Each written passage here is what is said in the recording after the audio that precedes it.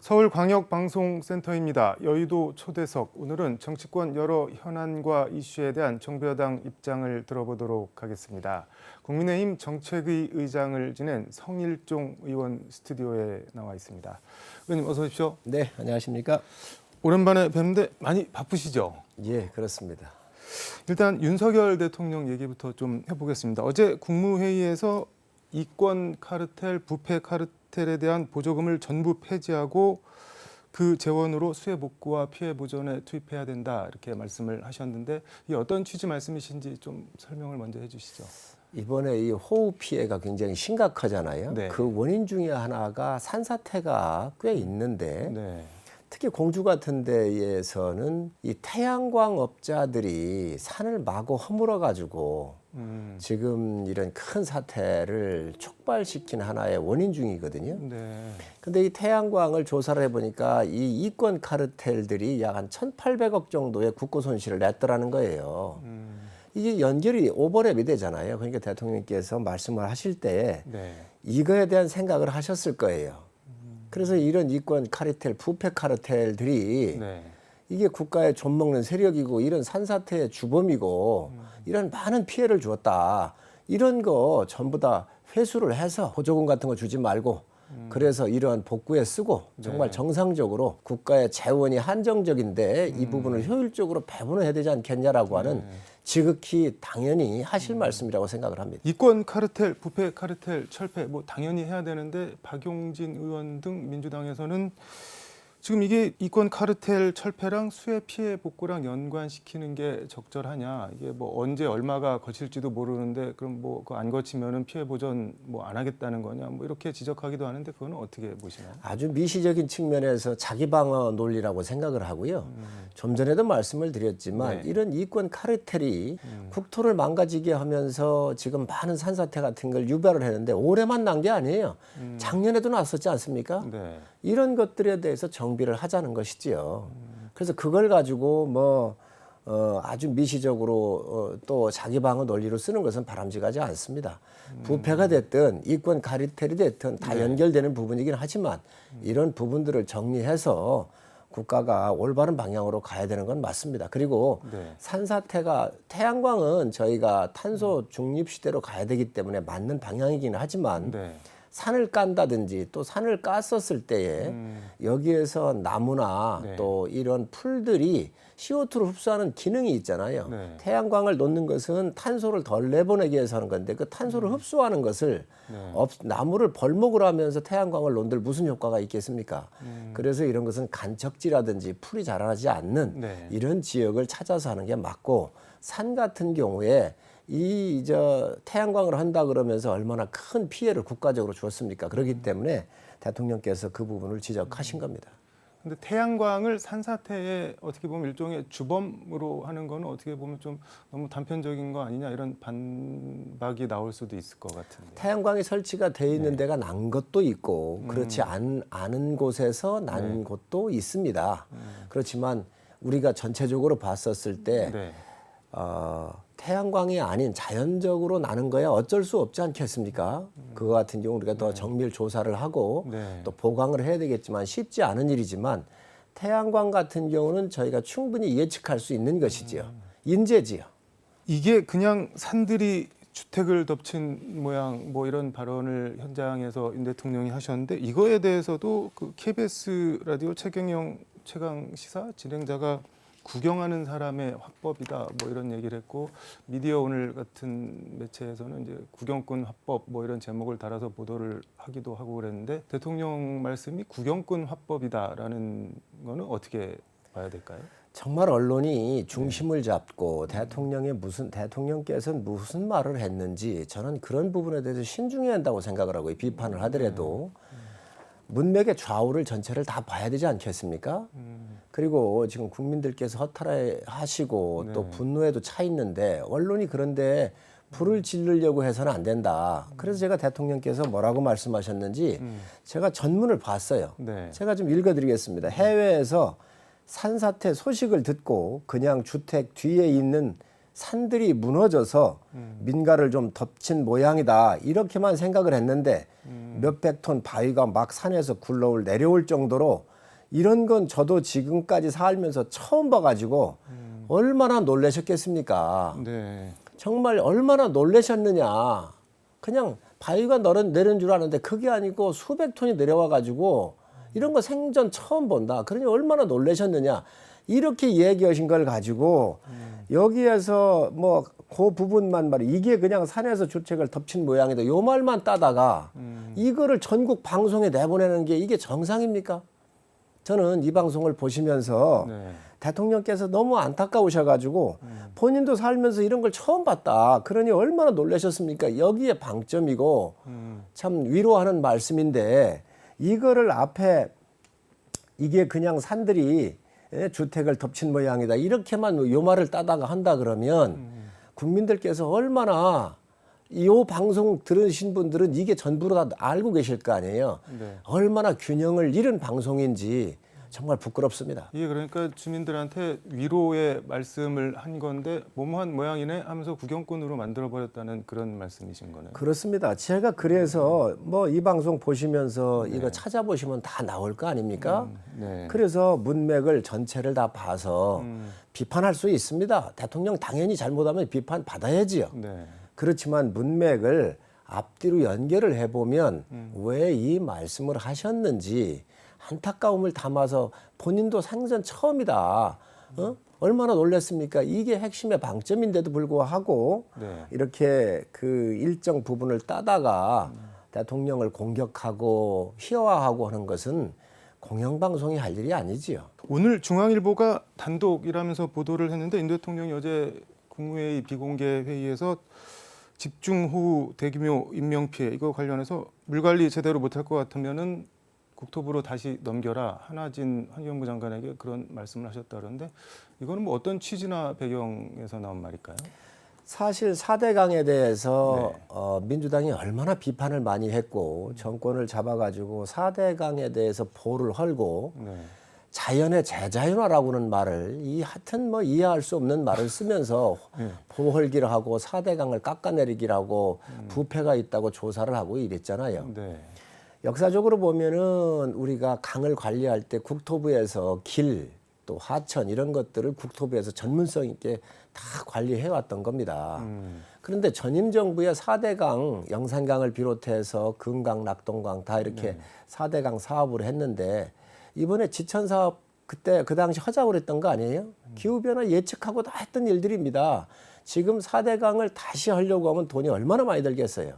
지천 사업을 안 해가지고 지금 공주에 이런 큰 물난리를 겪게 된 거거든요. 그런데 이 모든 전문성은 국토부에 있는 거예요.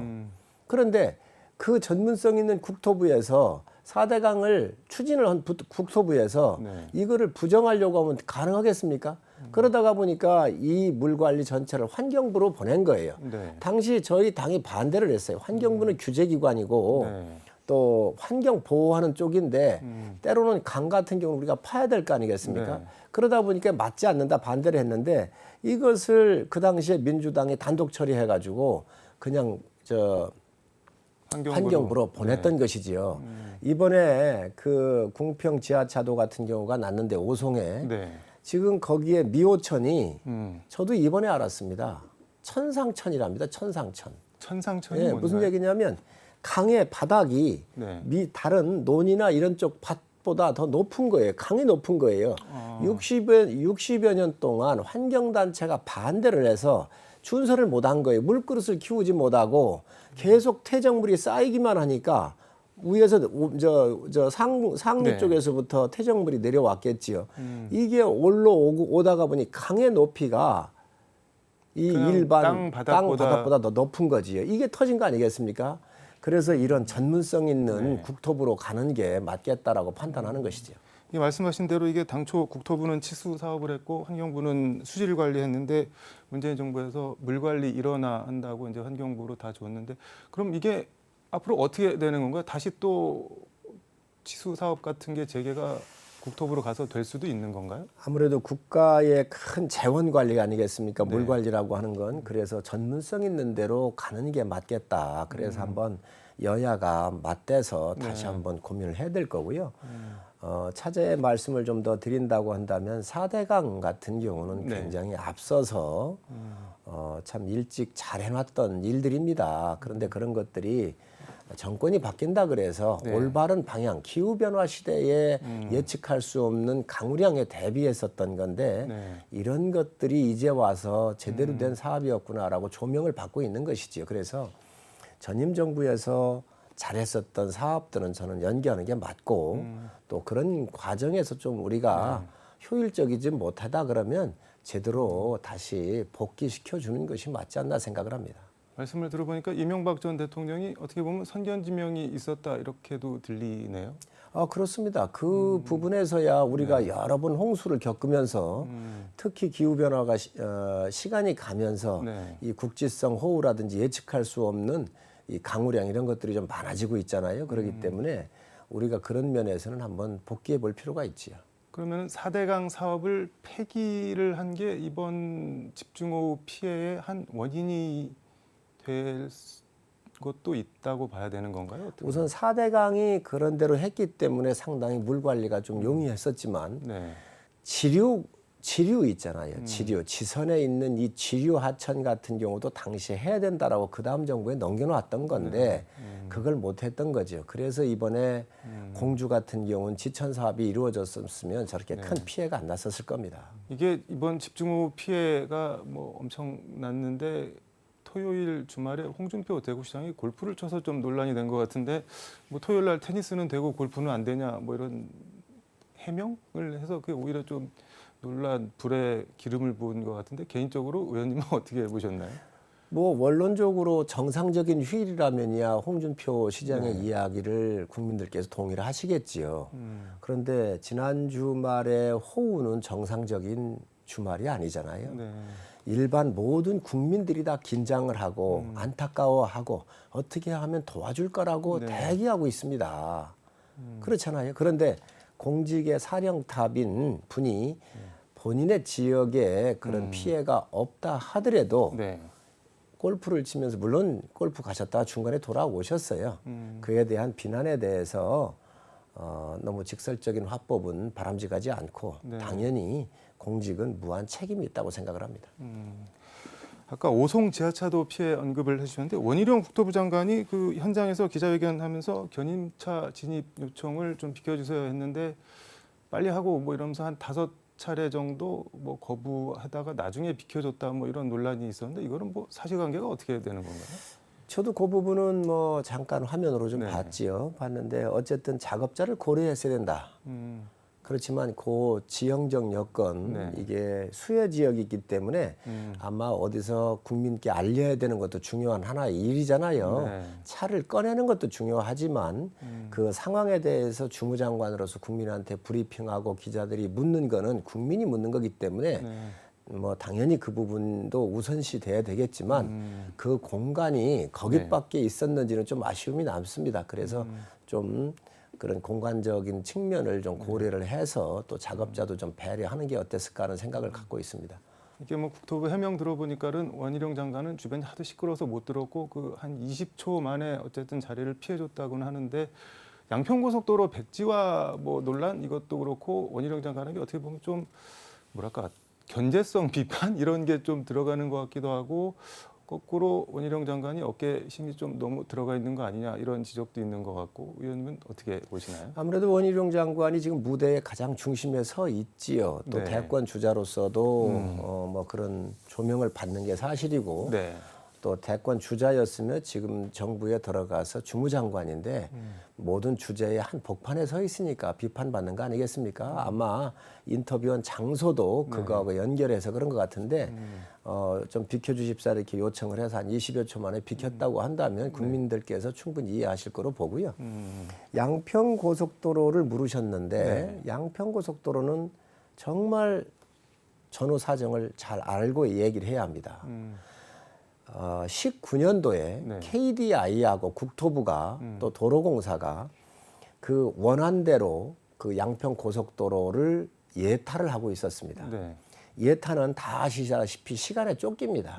일정한 시간 내에 마무리해야 되거든요. 네. 그래서 이 원한대로 거기 가서 현장에 가가지고 전문가들이 모여가지고 가보니까 상수원 보호구역이에요. 한강에. 네. 여기에 2개의 다리를 놔야 돼요. 그러다 보니까 한강 오염 문제가 나오지 않겠어요? 네. 또 산이 굉장히 높아요. 그러다 보니 작업 여건이 많이 들어가고 예산 낭비가 있고 또 이게 JCT를 연결을 해야 돼요. 2개의 고속도로를 이렇게 연결을 해줘야 되는데 기존에 터널이 있어서 이 터널을 헐지를 않으면 기술적으로 굉장한 어려움이 있더라는 거예요. 그래서 당시 거기에 참여를 하셨던 분이 저한테 문자를 보내주셨어요. 네. 그래서 2019년도에 시간이 쫓기니 예타는 그냥 원한대로 가더라도 향후에 이것을 바꾸자라고 하는 의견이 거기서 나왔었어요. 그게 2019년도에 그렇습니다. 의원님이 직접 들으신 건가요? 그래서 아니 2019년도에 그런 일이 있었다 그러면서 아, 네네. 현장에 참여하셨던 분한테서 저한테 문자가 왔어요. 음. 그래서 그 제가 문자를 봤고요. 그러고 나서 21년도에 네. 이제 여러 지역민들의 요구가 있으니까 이 문재인 정부에서 다 한 일이잖아요. 문재인 정부에서 이것을 용역을 냈고 1월에 냈고 3월 달에 민간업체 2개가 선정이 돼서 그분들의 기술적 고려사항으로 해가지고 개선안이 나왔던 거잖아요. 그런데 그게 무슨 김건희 여사 집안하고 대통령 처가 집안하고 무슨 관련이 있습니까? 정말 의혹을 제기하더라도 네. 이 부분에 대해서 어느 정도의 연관성이 있거나 그리고 사실관계가 부합할 때 이러이러한 부분에 대해서 문제가 있다라고 의혹 제기를 하는 것인데 근데 까마귀 날자 배 떨어지는 측면은 또 분명히 있어 보이는데 그거는 어떻게 봐야 될까요? 그 선대로부터 내려오는 땅이 있었다는 거잖아요. 그리고 그 땅의 위치는 종점 부분이 아니고 IC 부분이 아니고 JTC 연결하는 부분이어서 오히려 땅값이 떨어진다는 거잖아요. 그래서 이런 부분들을 좀 이렇게 잘 고려를 해보고 국민한테 정말로 소구할 수 있는 의혹이라도 의혹 같은 의혹을 제기를 해야 되는데 너무 맞지 않는 것을 지금 갖다 어거지로 붙이고 있고 네. 지금 김건희 여사와 대통령 처가에 대해서 완전히 지금 현재 그 공격의 가장 최 포인트로 지금 삼고 있는 거 아닌가요? 저는 바람직하지 않다고 생각을 합니다. 김건희 여사 얘기가 나온 김에 이번 해외 순방에서 리투아니아인가요? 그 뭐 명품을 샀네 마네 논란이 많은데 뭘 사기는 사셨나요? 혹시 들으신 게 있나요? 산 게 없으신다 그러는데 네. 저는 김건희 여사 같은 경우도 우리가 정말 민주당이 김건희 여사한테 그렇게 공격을 하는데 전 인격살인하고 있다고 생각을 해요.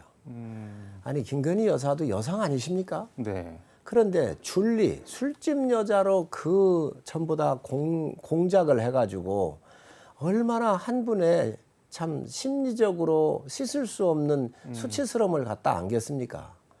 아니 대한민국 영부인입니다. 대통령 부인이시잖아요. 그런데 줄리 의혹을 하더니 또 빈곤 포르노 해가지고 사진 찍었는데 뭐가 어떠니 이런 얘기를 하는데 대통령을 공격할 게 없으니까 지금 대통령 영부인한테 이렇게 포커싱을 하는 것 같은데 네. 저는 아주 잘못됐다고 생각을 해요. 저는 이 부분에 대해서 할 말이 있어요. 옛날에 김정숙 여사 옷값 문제가 심각했습니다. 특활비로 이제 옷값을 샀다고 할 때 제가 방송에 나가서 그랬습니다. 대통령 영부인이 남루하게 입거나 추하게 입었을 때 국격에 문제가 있다. 이 정도에서 끝냅시다 그랬습니다. 우리 영부인인데 대통령을 함께하는 가족으로서 외국에 나갔을 때 많은 외교 활동을 하는 영부인이신데 김정숙 여사가 남루하거나 정말 추한 옷을 입어보십시오. 네. 국민이 얼마나 창피하겠습니까? 그래서 특활비 얘기가 나왔을 때 이거 어느 정도 이 선에서 이젠 덮어야지 바람직하지 않다라고 얘기를 했거든요. 지금 김건희 여사도 그렇습니다. 줄리를 비롯해서 빈곤 포르노에서 모든 걸 대통령 영부인을 공격을 해가지고 정치적인 목적을 이루려고 그러는데 네. 결코 바람직하지 않습니다. 그리고 네. 김건희 여사 같은 경우는 제가 볼 때 문화 전문가예요. 대통령의 영부인으로서 외국 파리를 나가든 뉴욕을 나가든 그 어느 나라 도시를 갔었을 때 네. 많이 돌아보는 것도 괜찮습니다. 그리고 우리 문화인들 함께하고 대한민국의 패션 디자이너들이 잘 만들어 놓은 옷 같은 경우 입고 나가서 네. 대한민국의 이 의류업계에 또 문화적으로 패션업계에 이러한 우수성을 조금이라도 내보낼 수 있다고 한다면 그 긍정의 면도 생각을 해야지. 네. 어디 샵 하나 들어간 거 가지고 그걸 가지고 명품 샀다 뭐 했다 이걸 가지고 공격하는 것은 후진적 그런 흐름이라고 보고요. 그러니까 일종의 뭐 현지 문화 체험, 패션 체험 그런 측면으로 봐줄 수도 있다는 말씀처럼 들리네요. 문화의 전문성을 갖고 계시기 때문에 네. 저는 그런 거 돌아보는 거를 저는 뭐 얘기하는 건 좀 그렇잖아요. 그래서 그런 것들이 대한민국 문화 육성과도 관련이 되고 패션업의 육성도 관련이 되는데 아니 그럼 대통령실에서 애초 이렇게 의원님이 말씀하신 것처럼 이게 이런 취지였다라고 해명을 하면 되지 무슨 뭐 호객을 당해서 뭐 이렇게 들어갔다는 취지로 설명을 해갖고 이 논란이 좀 더 커진 측면이 있는 것 같은데 그 왜 그랬을까요? 제가 김은혜 수석하고 네. 그걸 한번 물어봤습니다. 이게 어떻게 된 거냐 그랬더니 호객이라고 한 사람 얘기가 없다는 거예요. 그러면 그 기자가 그걸 썼는데 어느 누구로부터 호객에서 들어갔다라고 얘기를 듣고 썼는지 그걸 정확하게 밝히시기 바랍니다. 그 매일경제 기사던데 대통령실 핵심 관계자 뭐 이러던데. 핵심 관계자라고 하면 수석일 거 아니에요. 네. 김은혜 수석이 그런 통화를 한 적이 없다는 거예요. 그건 물어보시면 될 겁니다. 어디서 그럼 나왔을까요? 제가 그런 김은혜 말이? 수석하고 통화를 해봤습니다. 그런데 그러니 그 기자가 저는 오히려 좀 밝혀주기를 이 방송을 통해서 요청합니다. 뭐 대변인이나 뭐 밑에 다른 비서관, 행정관도 그런 얘기를 소통실에서 한 적이 없다는 건가요? 핵심 관계자라고 하면 수석을 얘기하는 거거든요. 그리고 밑에도 아마 물어본 것 같은데 그런 사람이 얘기한 적이 없다는 거예요. 지금 이런 걸 가지고 이렇게 상처를 내고 없는 걸 만들어서 오면 이게 줄리나 빈곤 포로나 이 호객이나 뭐가 틀립니까? 그래서 전 정말 이런 부분에 대해서는 우리가 신중해야 되고요. 영부인 같은 경우는 대한민국의 자산입니다. 대통령이 나가실 때 영부인이 그 나라의 조명을 받잖아요. 네. 그렇기 때문에 예를 들면 힘든데도 후진국에 가면 후진국에 가서 어려운 환경에 놓여 있는 아이들도 좀 챙겨보고 또 잘 사는 나라 가면 우리가 좋은 걸 배워도 와야 되는데 이 옛날에 케네디 대통령 같은 경우 네. 뭐 제클린 여사의 패션이나 이런 것들이 미국의 산업에 많은 영향을 주고 그랬잖아요. 그렇기 때문에 이러한 자원을 우리도 활용할 필요가 있지. 그저 무조건 비판하고 깎아내려 가지고 하는 것은 국가에 도움이 되질 않습니다. 이게 지금 그러니까 뭐 줄리서부터 시작해서 빈곤 포르노 이번에 명품 쇼핑 공격까지 그러니까 뭐 여권에서는 김건희 악마화다 이런 표현까지 쓰는데 야당에서 이렇게 김건희 여사 비판에 집중하는 이유나 배경을 그럼 뭐가 있을까요? 어떻게 봐야 될까요? 대통령께서는 오랜 공직 생활을 하셨기 때문에 대통령의 흠을 잡을 데가 없거든요. 그렇지만 김건희 여사는 기업을 해왔잖아요. 기업할 때 언제 공직에 네. 저 남편께서 뭐 결혼해 50에 결혼도 하셨지만 일찍 뭐 검사 시작할 때부터 결혼하신 것도 아니잖아요. 50에 결혼을 하셨고 또 뭐 대통령이 어떻게 될 줄 알았겠습니다. 그 사이에 김건희 여사는 기업을 하셨잖아요. 기업하는 사람의 윤리적 기준하고 공직자의 기준은 좀 틀릴 수 있죠. 좀 더 기업인이 자유롭지요. 네. 그러다가 보니까 뭐 이런 부분들을 몇 가지를 잡아가지고 김건희 여사를 악마화하는 건데 저는 그런 아주 저급한 정치행위라고 생각을 합니다. 근데 정청래 의원 같은 경우는 라디오 인터뷰에서 자기도 김건희 여사처럼 좀 당해봤으면 좋겠다. 그러니까 진행자가 그게 무슨 말씀이냐 그랬더니 그냥 가만히 있는데 주가가 오르는 걸 좀 당해봤으면 좋겠고 가만히 있는데 땅값이 오르고 고속도로 뭐 종점이 오고 그런 것 좀 당해봤으면 좋겠다. 그렇게 냉소하던데 그거는 어떻게? 정청래 의원께서 네. 삼선이신데 이제 품격을 좀 지키셔야 된다라고 생각을 하고요. 공격을 하더라도 팩트를 가지고 얘기를 해야지요. 이제 최고위원이고 삼선이시잖아요. 그렇기 때문에 우리 정치사에 이제는 초재선이 아니고 책임을 지을 수 있는 중진의 반열에 올라가 있는 분이에요. 왜 본인이 전에 공천을 못 받아서 추운 세월을 보냈는지 돌아보시기 바랍니다. 이게 근데 앞으로도 김건희 여사에 대해서 이런 논란이나 의혹 제기가 계속 될 것 같은데 이걸 뭐 계속 무대응으로 일관할 수도 없고 일일이 대응하자니 같이 또 진흙탕에 어떻게 보면 끌려 들어가야 되는 그런 측면이 있고 어떻게 해야 되나요 그러면은? 참 좋은 지적을 하셨는데 계속 앞으로도 이렇게 가지 않겠습니까? 네. 그래서 이런 부분이 과연 국가에 도움이 될까 하는 생각을 합니다. 그리고 김건희 여사께서 지금 하고 있는 일이 국가에 그렇게 해악이 되나요? 저는 그렇게 해악이 된다고 생각하지는 않습니다. 네. 그러면 정상의 이 궤도로 좀 들어오십사 하는 말씀을 제가 드립니다. 마지막 질문으로 앞서서 양평고속도로 얘기 잠깐 했는데 지금 원희룡 장관이 일단 백지화 선언하고 입장 철회가 없는데 이거 하기는 해야 되는 거 아닌가요? 어떻게 해야 될까요? 그러면? 저도 그 부분은 국가의 국책 네. 사업이기 때문에 그거를 뭐 마구 취소할 수 있는 거는 아니잖아요. 네. 그래서 야당의 의혹 제기가 좀 과했고 또 그것이 기승전 다 김건희 여사한테 돌아간 거 아닙니까? 억울하잖아요. 그런데 이 부분을 이 원희룡 장관께서 결단을 해가지고 이렇게 처리를 안 했으면 해명하다가 해명을 계속 했으면 이게 계속 이슈에 또 반박하고 하면서 네. 어느 쪽으로 갔었을지 몰랐을 겁니다. 그리고 야당도 분명히 책임이 있습니다. 이 사업은 문재인 정부에부터 네. 이루어진 일이고 또 문재인 정부에서 용역을 발주했고 민간업체도 문재인 정부에서 선정을 했잖아요. 네. 그리고 원희룡 장관 취임 3일 만에 보고가 된 겁니다. 이게 무슨 김건희 여사하고 무슨 관련이 있습니까? 이런 부분들을 야당도 이제는 알고 적정한 선에서 주민들의 의견을 반영을 해가지고 저는 국책 사업이기 때문에 검토해보는 것도 야당에 달렸다고 생각을 합니다. 알겠습니다. 오늘 말씀은 여기까지 듣도록 하겠습니다. 고맙습니다. 네, 감사합니다. 지금까지 서울광역방송센터에서 성일종 국민의힘 의원과 함께 전해드렸습니다.